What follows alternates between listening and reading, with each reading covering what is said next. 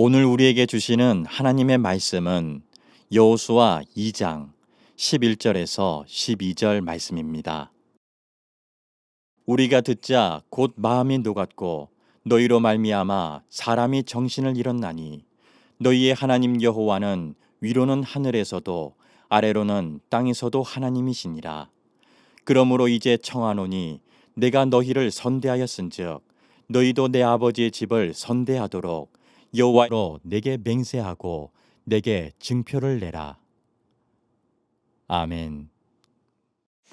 시대가 어려우면 더 잘 팔리는 물건이 있습니다.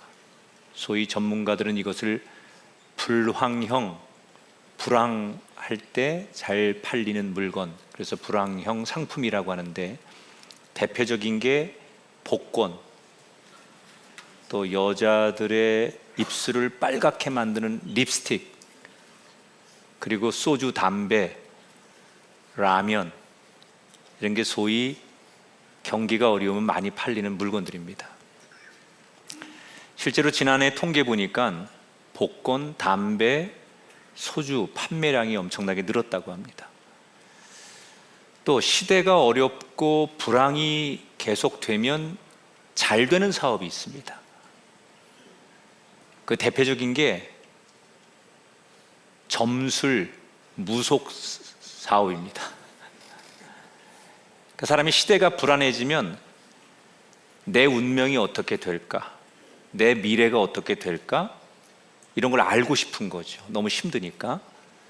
그리고 너무 힘들면 어떻게 살아나갈 방법이 없을까? 이런 걸 찾느라고 사람들이 무속 점집을 찾아가기 때문에 이런 게 어려운 경제 때는 더 잘 된다는 거죠. 작년에 어느 통계에 그런 게 나왔는데, 최근 5년간 우리나라 국민의 41%가 점을 본 적이 있다. 근데 이 점은 꼭 점집에 가서 무당에게만이 아니라 요즘은 인터넷에도 점 치는 게 있고 자기 운세 이런 걸 보는 걸 다 아마 통틀어서 얘기하는 것 같은데, 그 중에는 23%의 개신교인도 그렇다라고 응답을 했습니다. 근데 이 점을 보는 사람들이 나는 그 점을 신뢰한다 이런 사람은 21% 뿐이고, 87%가 그냥 심심해서 또는 마음의 위안을 얻고 싶어서 점을 본다 이렇게 대답했대요. 그러니까 사람들의 심리가 어떤 거냐면, 운명을 믿고 싶지는 않은데 혹시 운명이라는 게 있으면 어떻게 하지? 그리고 그런 불안감이 이 시대를 살아가는 우리들 안에 숨어 있다는 뜻이죠.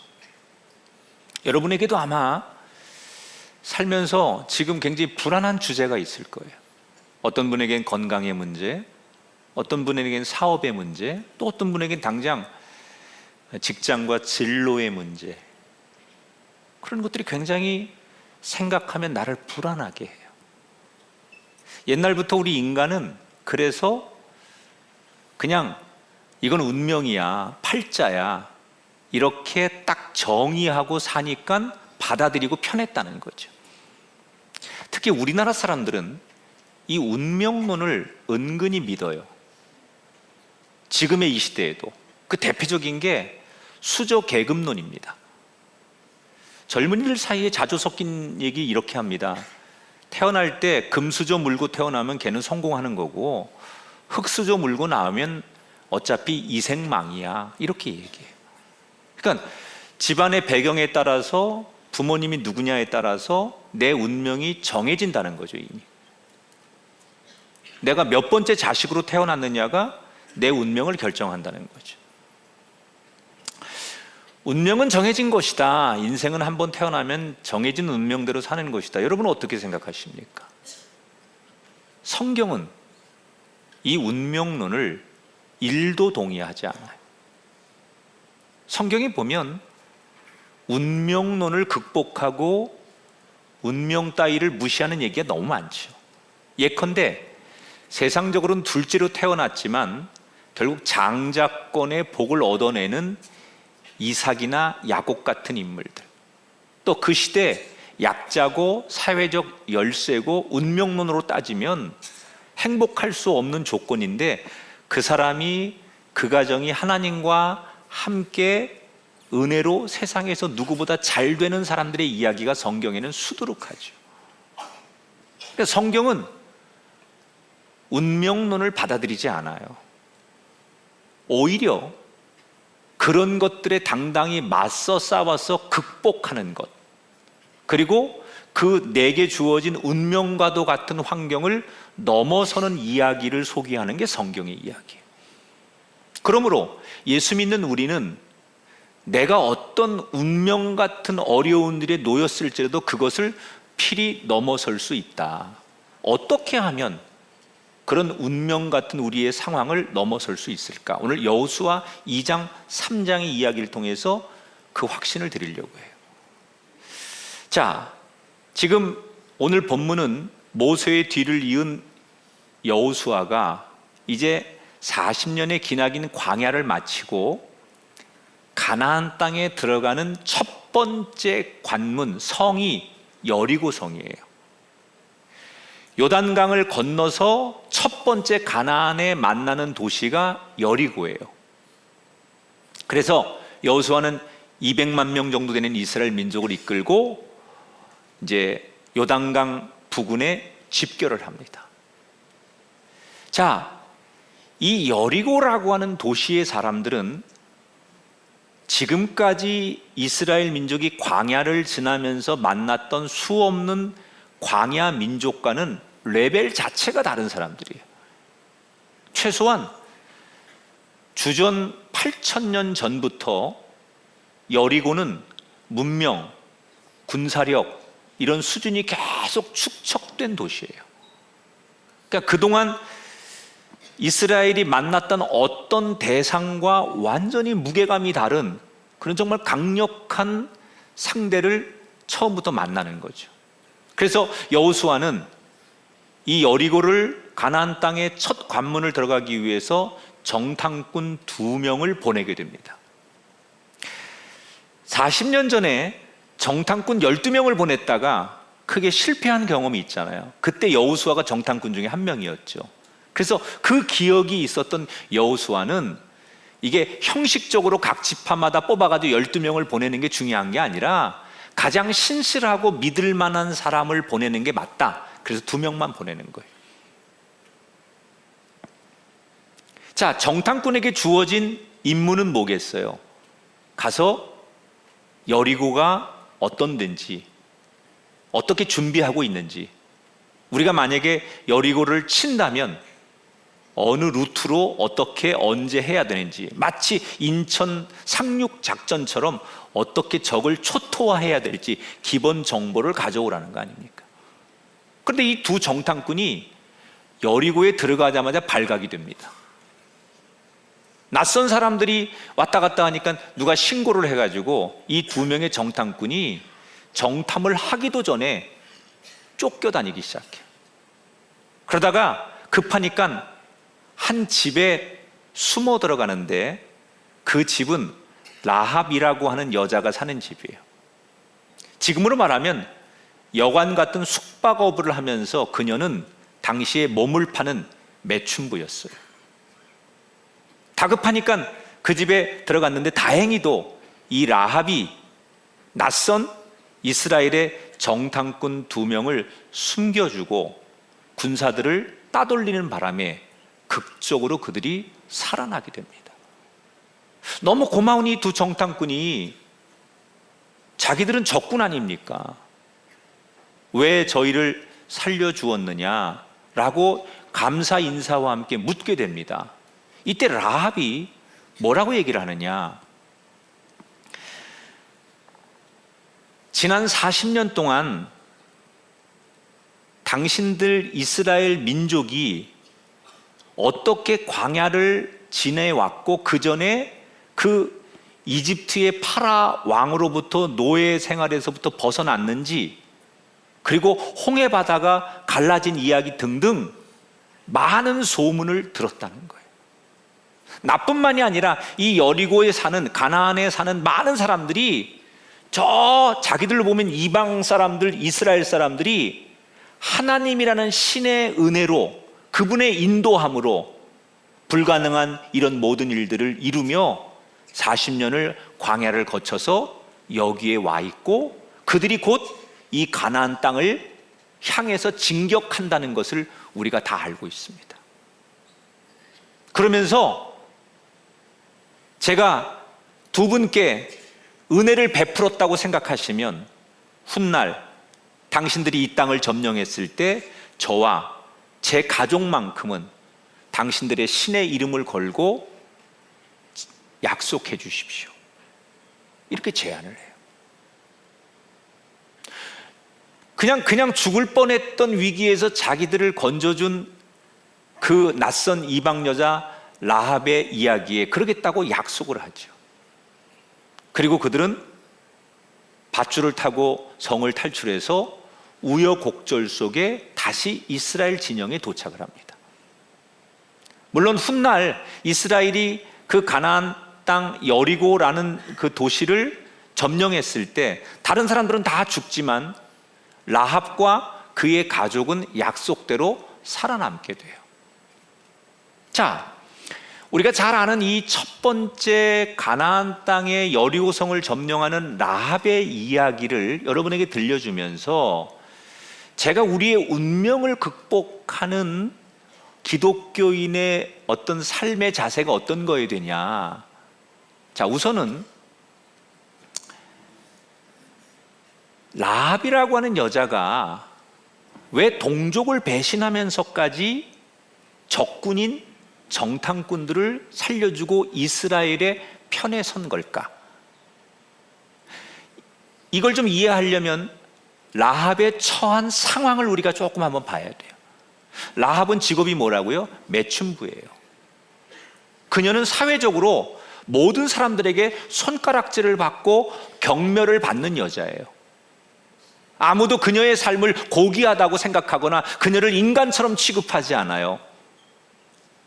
그녀는 어쩌다가 그런 직업을 갖게 됐는지 모르지만 이미 사람들 속에 그녀는 사람 대접받고 살 수 없는 여자.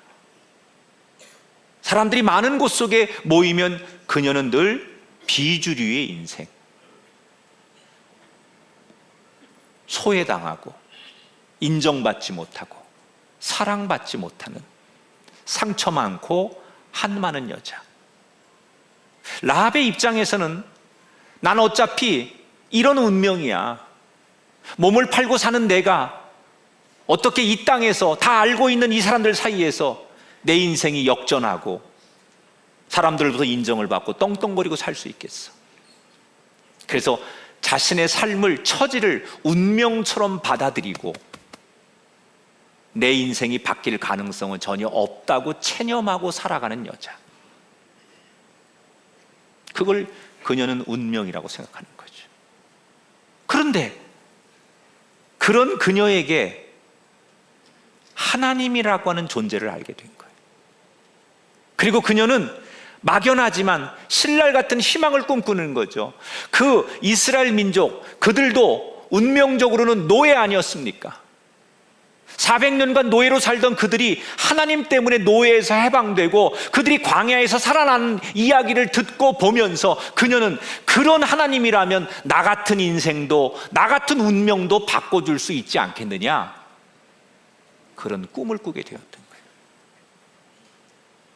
자, 그런데 여리고 안에 있던 사람들 가운데 라합만 그런 소원을 가졌을까? 아니었을 거예요. 적어도 라합이 알고 있던 이스라엘 사람들의 그동안에 걸어온 길, 그리고 그 배후에서 역사하셨던 하나님의 이야기를 라합 말고도 여리고에 있는 많은 사람들이 다 알고 있었고 그 소문을 들었어요. 그리고는 라합처럼 나도 이참에 저 이스라엘 사람들처럼 내 운명을 한번 바꿔볼까? 이렇게 생각하는 사람들도 분명히 존재했습니다. 그런데 결과적으로는 마지막에 살아남은 사람은 라합, 그의 가족뿐이에요. 라합 말고도 수많은 사람이 그 당시에 하나님을 알았고 하나님에 대한 소문을 들었지만, 그리고 나도 내 운명을 바꾸고 싶다라는 열망과 소원을 가지고 있었지만 모두 대부분은 죽음으로 끝났고 결과가 비참했지만 라합은 살아남았어요. 그 둘의 차이는 무엇일까? 여기는 한 가지 차이가 존재합니다.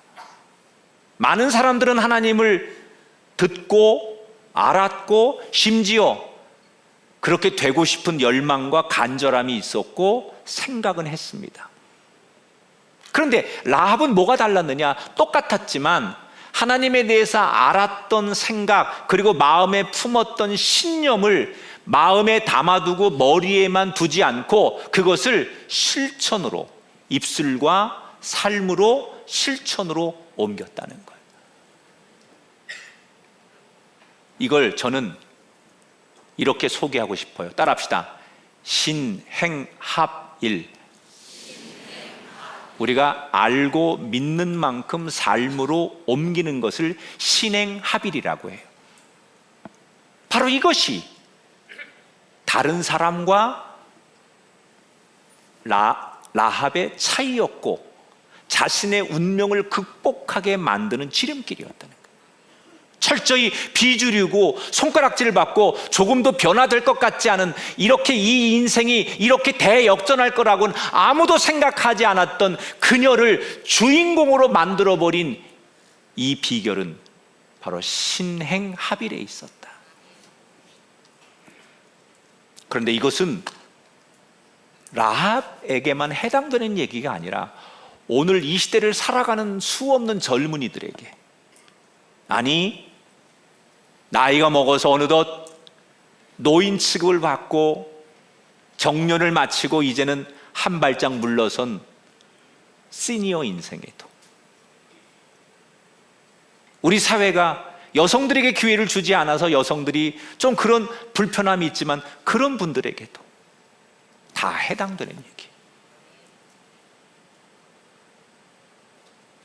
서점에 가면 인생을 멋지게 변화시키는 비결을 담은 책들이 많이 등장합니다. 그런데 그 책을 본다고 변하지 않아요.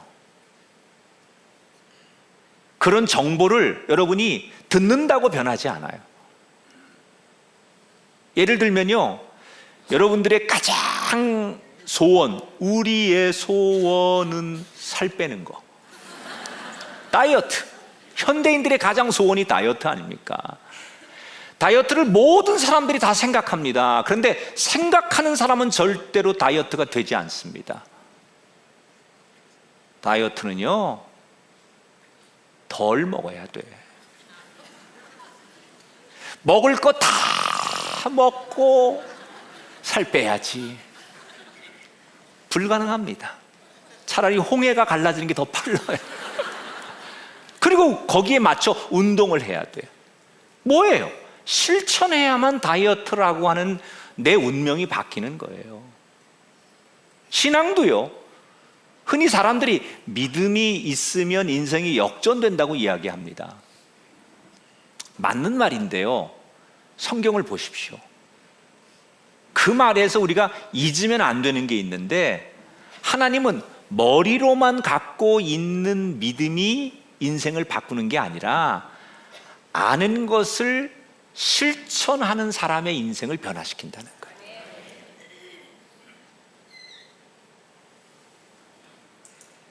제가 그 옛날 방송 그 간증 집회 사회를 볼 때 만났던 어떤 집사님이에요. 이분이 학창 시절에 공부를 되게 잘했는데 집안이 너무 어려워서 대학을 못 갔어요. 그리고 늘 살면서 그 아쉬움과 그 목마름 때문에 이분이 고등학교를 졸업하고 사회생활을 하면서도 책을 많이 읽는 거예요. 그러니까 여러분, 배움은 학교 가서 이 교육을 통해서 배우는 그런 말고 일상에서 책을 많이 읽으면 유식해지죠, 사람. 특별히 이분이 책을 많이 읽고 신앙 서적도 많이 읽다 보니까 굉장히 논리적이에요. 누구와 어떤 뭐 박사하고 이야기를 해도 논리에서 뒤지지 않을 만큼 아는 게 너무 많은 거예요. 책을 많이 읽으니까. 그런데 언젠가부터 자기가 너무 책을 많이 읽고 아는 지식이 많아지다 보니 자꾸 비판의식이 생기기 시작하더래요. 그래서 뭘 봐도 자기가 알고 있는 지식으로 상대를 비판하고 세상을 비판하며 사는 거예요. 근데 그게 신앙에도 영향을 주더라는 거예요. 예를 들면 누가 교회에서 예를 들어서 대표 기도를 하면 그 대표 기도를 할 때 뭐 하나님 저희에게 축복을 내려주세요. 하나님 제 병을 낫게 해주세요. 이렇게 기도하면 이분은 굉장히 그런 거에 대해 불편한 거예요. 어떻게 대표 기도를 그렇게 개인적인 거를 할 수 있냐는 둥, 하나님을 그렇게 마치 무슨 병 고쳐주는 하나님으로 전락시키냐는 둥, 그것은 신학적으로나 예배학적으로 틀리는 거다. 늘 그렇게 그런 불만이 많은 거예요. 맞는 얘기죠. 맞는 얘기인데 그렇게 얘기하면 틀린 얘기야. 맞는 얘기를 맞게 해야지 기분 나쁘게 하면 맞는 얘기도 틀리는 얘기가 된다니까. 근데 이분은 사실 자기가 대학교를 가지 못한 아쉬움을 그렇게 날카로운 비평으로 풀어내는 거예요. 그런데 이분에게 어느 날 진짜 운명을 바꿀 만한 엄청난 사건이 있었어요.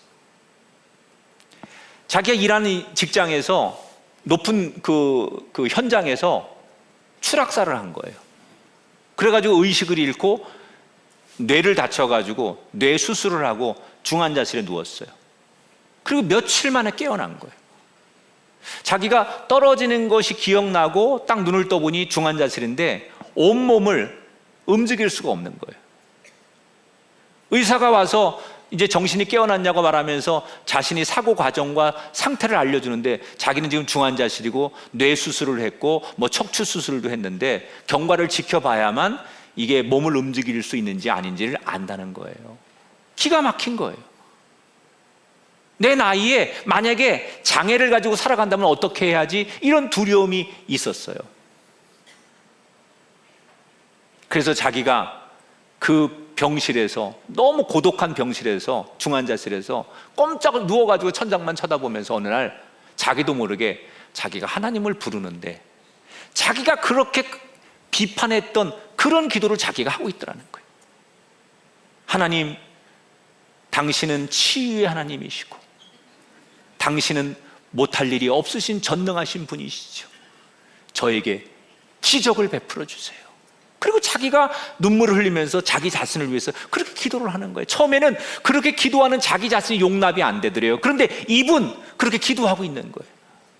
그런데 그렇게 막 갈등하면서 자기를 위해 그렇게 기도하는데 잠시 뒤에 자기의 마음속에 평안이 오면서 이런 하나님의 감동의 음성이 들리더래요. 나는 네가 나에게 그렇게 기도하기를 기다려왔단다. 네가 나를 그렇게 마치 아이를 찾는 엄마 아빠를 찾는 아이처럼 그저 울면서 엄마 아빠 그렇게 간절히 원초적으로 나를 찾는 그 기도를 네가 하기를 기다려왔다. 그런 하나님의 위로의 음성이 들리더라고요. 이때부터 그의 신앙이 완전히 달라졌어요. 물론 하나님께서 그에게 건강을 주셔서 오랜 투병 생활 끝에 다시 재활을 하고 일상으로 그는 복귀했어요. 그렇지만 그 병실에서 그렇게 자기가 비판하는 하나님을, 그런 하나님으로만 기도하고 하나님을 그렇게 마치 무당과 동급으로 그런 하나님을 만드는 거에 대해서 늘 불만이 있고, 기도는 그렇게 하는 게 아니야, 그렇게 비판했던 자기가 자기 입으로 그런 기도를 하면서 그렇게 자기를 찾아오신 하나님을 만난 뒤에 자기의 신앙관이 완전히 바뀌었다는 거예요. 그분의 고백이 그거예요. 내가 하나님을 머리로만 알았습니다. 내가 하나님을 마음으로만 믿었습니다. 그런데 작은 실천을 옮겼을 때 하나님은 그것을 진짜 믿음으로 보시고 거기에부터 나를 축복하셨습니다. 혹시 이곳에 라합처럼 내 운명, 내 팔자, 여기서 어떻게 할 수 없어라고 단정하고 사시는 분이 계십니까? 진짜 꿈은 한번 확 나도 날개짓 타고 날아가는 새처럼 세상을 그렇게 한 번쯤은 살고 싶은데 내 주제, 내 상황, 내 조건이 라합처럼 그럴 수 없다라고 생각하면서 단정하시는 분이 계십니까? 우선 오늘 교회를 잘 나오셨어요. 그리고 제 설교 듣는 거 잘 하시는 거예요. 그런데 꼭 부탁드리고 싶어요. 만족하지 마시고 듣고 아는 것으로 그치지 마시고 오늘 라합처럼 실천하십시오. 하나님은 여러분이 안 알 때 축복하지 않아요. 생각할 때 축복하지 않아요. 행할 때 비로소 축복하세요. 이 세상에 흔들리는 것은 흔들리지 않는 것에 다 귀속되는 거예요. 요동하고 있는 뭔가는 요동하지 않는 거예요. 다 붙잡혀 있는 거예요. 이 나뭇가지가 그 잎사귀가 막 흔들리는 것은 나뭇가지에 붙어 있는 거잖아요. 깃발이 막 흔들리는 것도 그 깃대에서 안 떨어지려고 꼭 붙어 있는 거잖아요. 요동친다라는 것은, 세상에서 우리 삶이 요동친다는 것은 뭘 의미하는 거냐? 요동하지 않는 것에 붙들려 있어야만 된다는 것을 의미하는 거예요. 내 삶이, 내 가정이, 내 인생이 풍파가 많고 내 정말 고난이 많고 삶에 어려움이 많아서 흔들리고 있다면 그때는 요동하지 않는, 흔들리지 않는 하나님께 귀속될 때 우리의 삶은 멈출 수 있는 거예요. 오늘 이 말씀이 다시 한번 내가 하나님 앞에 정결하게 나를 귀속시키는 그런 시간이 되시기를 주님의 이름으로 축원합니다. 자, 우여곡절 끝에 정탐꾼들이 이스라엘 진영에서 무사히 돌아와요. 그러나 그들은 공식적으로 업무 수행에 실패한 사람들이죠. 딱 한 가지 그들이 가지고 온 게 있다면 여리고 사람들이 하나님을 두려워하고 이스라엘 민족을 두려워하고 있다는 소식을 가져온 거예요. 그래서 여호수아에게 이 두 명의 정탐꾼이 있는 대로 보고해요. 그리고 라합을 만난 이야기 등등을 보고하면서 한 가지는 우리가 오는 것을 저들이 지금 두려워서 무서워하고 있습니다. 그러니까 이스라엘 백성들은 자신감을 갖는 거예요. 아, 적들이 우리를 무서워하고 두려워하고 쩔쩔매는구나. 그러면 우리가 이길 수 있다. 이런 자신감을 갖게 되는 거예요. 그래서 진격을 하자라고 여호수아가 이스라엘 백성들 200만 명 가까운 사람을 요단 강가에 직결을 시켜요. 근데 여기서 재밌는 것은 백성들에게 요단 강을 거의 보지 못하도록 강에서 한 1km, 2km 정도 떨어진 곳에다가 진을 치게 해요. 왜 최대한 강 앞으로 나가지 않고 뒤쪽에 강을 보지 못하는 거리에다가 백성들을 대기시켰을까?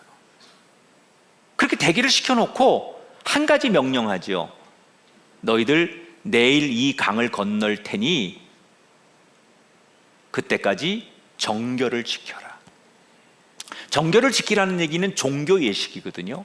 그러니까 여호수아는 이 싸움이 군사 작전의 싸움보다는 종교적으로 하나님의 은혜가 있어야만 이길 수 있다고 이미 전략을 그렇게 세운 거예요. 무슨 얘기를 하면 좀 아멘도 하고 그래야 되는데 너무 정결해 여러분 지금. 그리고 다음날 드디어 이스라엘 민족이 요단강을 건너기 위해 출발해요. 근데 이때 중요한 원칙이 있었어요. 여호수아가 맨 앞에를 누구를 보내느냐, 무슨 정탐꾼을 보내거나 무슨 뭐 기동대를 보내거나 군사들을 보내지 않고 언약궤, 하나님의 임재를 상징하는 언약궤를 맨 제사장들을 제일 앞에 출발하게 하고 그 뒤에 한 1km 정도의 간격을 유지하면서 일반 백성들이 따라가게 합니다.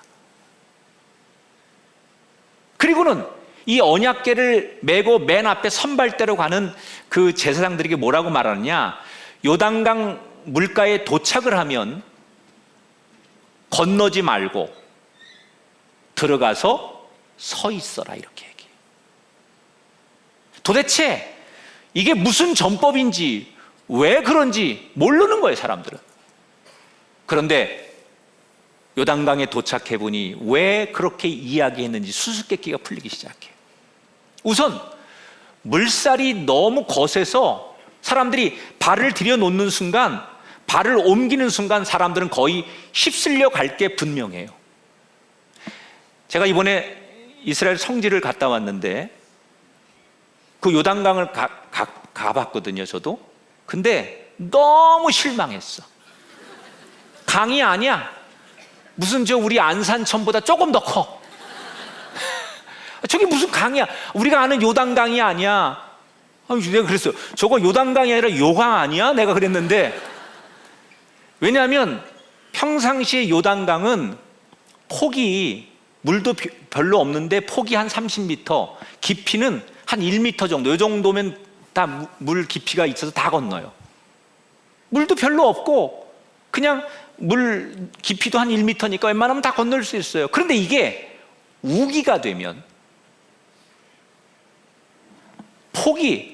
강의 폭이 한 1.6km로 커지고요, 깊이가 3m, 4m로 깊어져서 급류가 됩니다. 보통 이른비라고 해서 봄이 되면 우기철이 되거든, 이스라엘은. 그때 비가 많이 내리고 헐몬산에서 겨우내 얼었던 눈이 녹아서 합류가 되면 요단강이 물이 불어나는 거예요. 근데 바로 그들이 요단강을 건널 때의 시기가 이 우기철이었고 눈이 녹는 철이었기 때문에 물이 엄청나게 불어난 거예요. 그러니까 만약에 백성들이 미리 요단강을 와서 미리 정찰하고 봤다면 못 건너. 두려움에 서로 안 건너려고 사람들이 건너기도 전에 물러섰을 것이다. 그래서 하나님이 미리 보지 못하도록 뒤에, 요단강을 보지 못하도록 뒤에 그들을 진을 치게 하셨던 거예요. 그리고 앞에 1km 정도의 그 제사장들을 보고 천천히 따라가라. 자, 제사장들은 어땠을까요? 앞에 갔지만 그들도 두렵기는 마찬가지예요. 혹시 이 거센 물결에 떠내려가면 고기밥이 되는데 두려운 거죠. 너무 물결이 거세고 깊으니까. 그런데 자기들의 사명은 앞서가는 거고 여길 건너야 되는 거 아닙니까? 제사장들도 갈등하기는 마찬가지예요. 그런데 그들은 어떻게 합니까? 오늘 본문 15절 16절에 보니까 궤를 맨 제사장들이 발에 물가에 잠기자 곧 위에서부터 흘러내린 물이 그쳤다. 상황은 두려워요. 상황은 건널 수 있을까? 자기들의 발걸음이 떨어지지 않아요. 그런데 제사장들이 어떻게 해요? 숨을 한번 크게 들이쉰 다음에 언약궤를 맨 채 눈을 질끈 감고 요단강에 발을 담가요. 그때 바로 그 순간에 놀라운 일이 일어나죠. 위에서부터 거세게 흘러오던 물줄기가 점점점 약해지더니 얼마 뒤에 물길이 멈추는 거예요. 이번에 가서 제가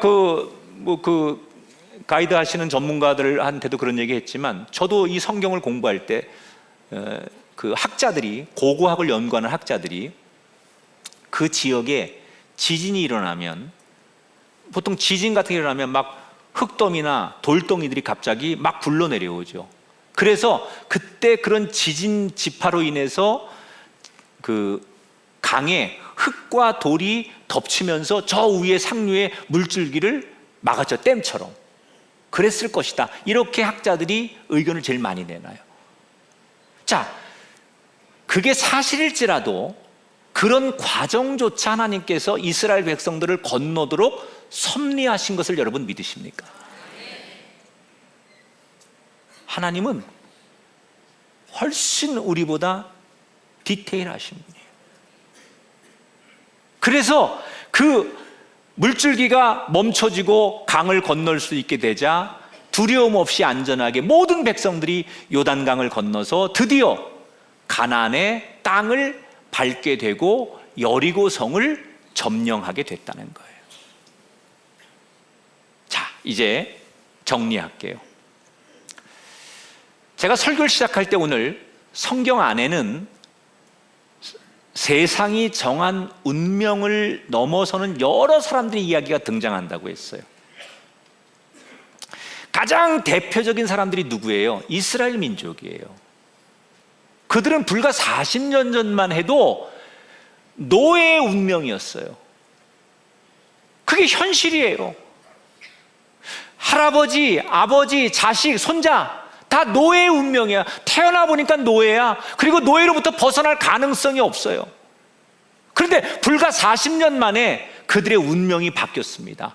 노예가 아닌 자유인으로. 누군가에게 빌어먹고 사는 존재에서 내 터전을 잡고 사는 인생으로 그들의 운명이 바뀌었습니다. 도대체 이스라엘은 어떻게 자신들의 그 비참한 운명을 바꿀 수 있었을까요? 오늘 말씀에 중요한 포인트가 있어요. 한번 따라 합시다. 두렵지만 일단 도전해야 합니다. 이스라엘 민족이 지금 이 가나안에 오기까지 과정을 보면 굉장히 많은 장벽들이 있었어요.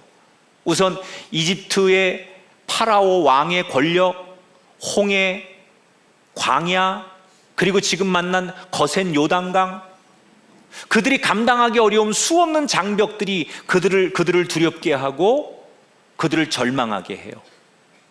아, 여기까지인가 보다. 이건 도저히 안 되는구나. 그런 일들이 그들에게 수없이 있었어요. 그러나 그들은 그런 장벽을 만났지만 한번 해보자. 안 될 것 같지만 해보자. 그리고 일단 도전하고 또 첫걸음을 내디뎠을 때 그때마다 하나님은 그들의 운명을 넘어서는 은총을 베푸셨던 거예요.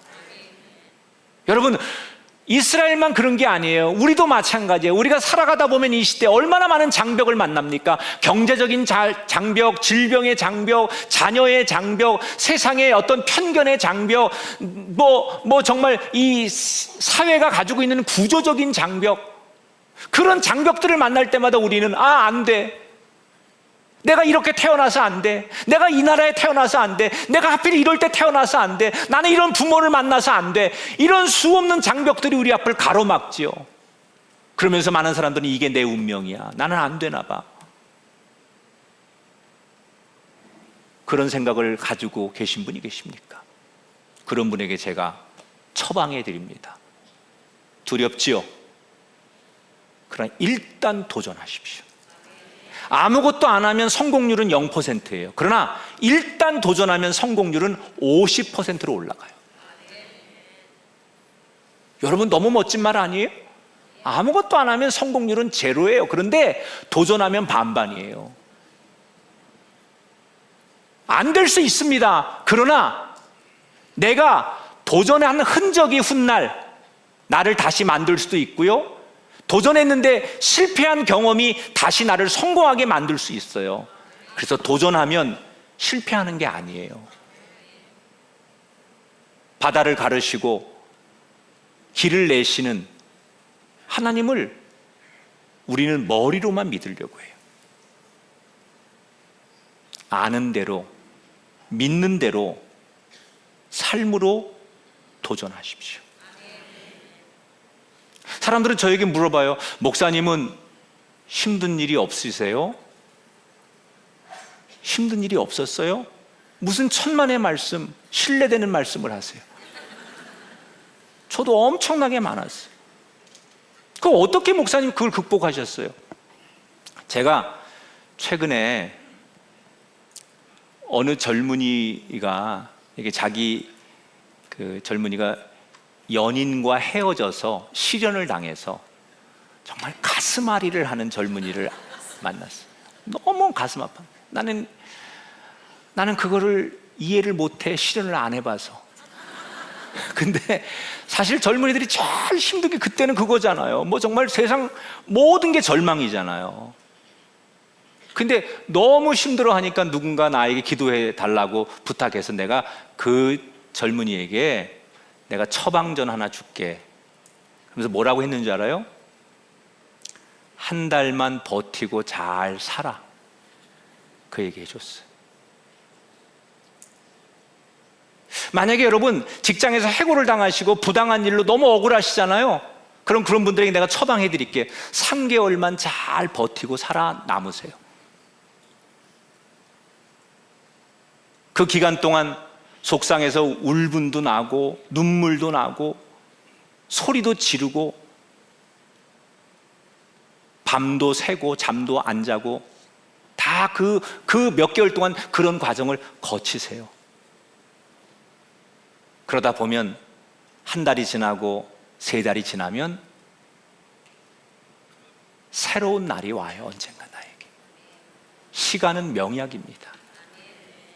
이게 나에게 새날이라는 것은요, 이제 새날이라는 것은 내가 살아온 많은 것들을 이 새날이 가지고 가기도 하고, 새날은 나에게 많은 것을 데려오기도 해요. 저에게 묻죠. 목사님 힘들 때 어떻게 하세요? 기도하시는구나. 기도가 됩니까? 힘든데? 아니 목사라고 뭐 기도만 해서 이기는 게 아니에요. 저는요 힘들면요 거리로 나가 봅니다. 그리고 수 없는 사람들을 지켜봅니다. 그냥. 그런데 그 수 없는 사람들이 지나다닐 때 보면 저 사람들 가운데 나보다 더 힘든 사람도 있을 거고 나만큼 힘든 사람도 저 안에는 굉장히 많을 텐데 그들이 꿋꿋하게 자기 갈 길을 향해 걸어가는 그 사람들을 보면서 저는 위로를 받아요. 세상에 나만 힘든 게 아니에요. 나만큼 힘든 사람이 저 안에도 많을 텐데 오늘 꿋꿋하게 자기 길을 열심히 그래도 걸어가는 저 사람들을 보면서 나도 저렇게 살아야지. 그리고 하나님을 찾는 거예요. 이 세상에서 가장 큰 실력은 견디고 살아내는 거예요. 하나님은 견뎠던 이스라엘 민족에게 운명을 넘는 축복을 주셨어요. 여러분 이번 한 주간 견뎌내십시오. 살아내십시오. 하나님이 여러분에게 그 힘을 주실 줄 믿습니다. 운명 따위는 사치에 불과하다. 뛰어넘고 운명을 개척하고 창조하는 저와 여러분 모두가 되기를 주님의 이름으로 축원합니다.